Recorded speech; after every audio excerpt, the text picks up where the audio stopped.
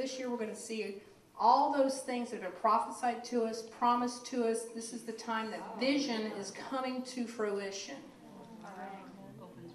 So the prison doors that have held us captive or limited are going to be opened. But the neat thing about this is I'd asked the Lord about the passage, and it says because it said, no, it can't be him. It's just his angel. Well, I asked the Lord, I said, Lord, what does my angel look like? And he said, so what do you think he looks like? He looks like you. I said, a woman angel? He goes, yeah, whatever you behold, you become transfigured in. So I've assigned angels to different ones of you, and each of your angels look like you. Have you ever had someone say, I'm mad at you because I drove right past you the other day and you didn't even wave or speak? And you're like, I wasn't driving around. Yes, you were. I know it was you. I saw you. No, it wasn't me. I was somewhere else. No, it was you. And I'm thinking, all right, what's my angel doing? You're supposed to be guarding and watching me, and you're off doing something else, getting me in trouble when you're supposed to be with me.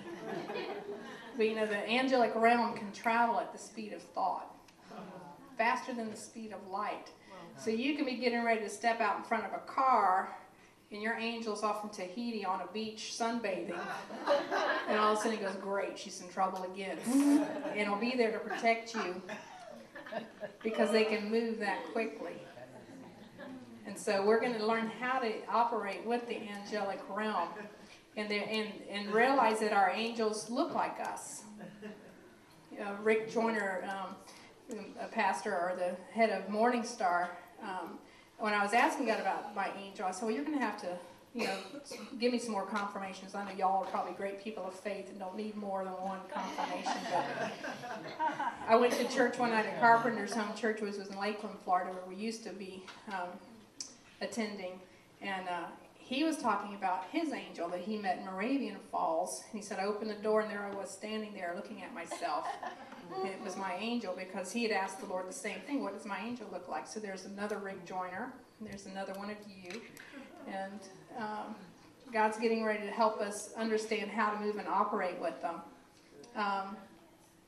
It's just like Acts 5. Let's go there as well. I was looking at all the different angelic passages today. And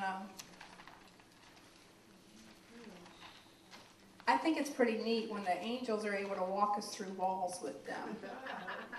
We're going to begin to understand, maybe not even understand quantum physics and all of that, but just being able to step into the realm of spirit, where we're going to be able to walk through walls. And, that's what Jesus did when his resurrection body. It said he just appeared with the disciples again in the room.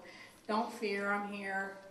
And they, touch my hands, touch my side. And he said, poor Thomas, you don't believe because you haven't seen. But he wants us to believe by faith without having to tangibly touch and feel and sense in this natural realm. This natural realm is the temporal realm. The unseen and visible realm is the eternal realm that we're really supposed to understand because of our spirit man. That's where we have to get to so that we can step into the things of the spirit, to step into the miraculous realm. And God's wanting us to move in that direction. But I was reading this passage where it talked about the angel of the Lord again in verse 19. Opened the prison doors and brought them out and said, go stand in the temple and speak to the people all the words of this life. And then when the guards come, in 22 it says, but when the officers came and did not find them in the prison, they returned and reported, saying, indeed, we found the prison shut securely and the guards standing outside before the doors, but when we opened them, we found no one inside. As we enter more and more into the end times, it tells us that we're going to be put in prison, that we're going to be brought before magistrates and before kings and rulers, and for us not to fear at that time what we're going to speak. And who cares if they put us in the prison? All it takes is an angel to say, come on, you've been here long enough. Are you rested? All right, we'll stay a couple more days, then get rested up. I'll be back. How are they feeding you? All right, I'll bring you something then. Maybe, what do you want, pizza, Taco Bell? No. But, and then they'll just pick us up and walk us through the walls, prison, chains, guards, and all. They can't stop the kingdom of heaven from advancing because it's a supernatural kingdom. And that kingdom of God is within us. And it's beyond us. It's bigger than the universe. And God is He's omnipresent. He's everywhere. He is the kingdom. And so as we learn how to align our spirit with Him, we'll be able to step into that eternal, always present, always powerful kingdom and be able to maneuver in and out of prisons, and the angelic realm is going to be there with us to be able to maneuver us. And the other thing I like is this Peter's shadow. You know, and to me it really wasn't a shadow like we think of the sun behind us casting a shadow, but it was his spirit man that was so developed that it shone out from him. It was an outshining of the glory realm which was within him, that kingdom of God. And how we generate that is through praying in tongues. The gift of the Spirit, praying in unknown tongues, building ourselves up in our most holy faith, causes our spirit man to begin to exude outside of us. So Peter's out praying all the time, and they're bring out your dead. Have y'all seen that? Is that Monty Python? I'm not dead yet. We're almost dead. Shut up. Get in there. You know? They're bringing out all these people. I'm not dead. And he's like, shh. Peter's going to walk by in a minute, and his shadow will heal you. So just quit your grumbling. And it's all right, then I'll just lay here. But God's getting ready to cause our spirit man to exude so far out of us that as we walk by people, our shadows are going to begin to heal them. Yeah. I mean, that's a great way to heal, isn't it? Just walk around shopping. You're in Neiman Marcus. You know, I used to say you're in Walmart, but I thought, hey, why? You know, let's upgrade. So I used to say when you go out, you know, into the shopping mall at Walmart, and I'm thinking, why do we limit ourselves?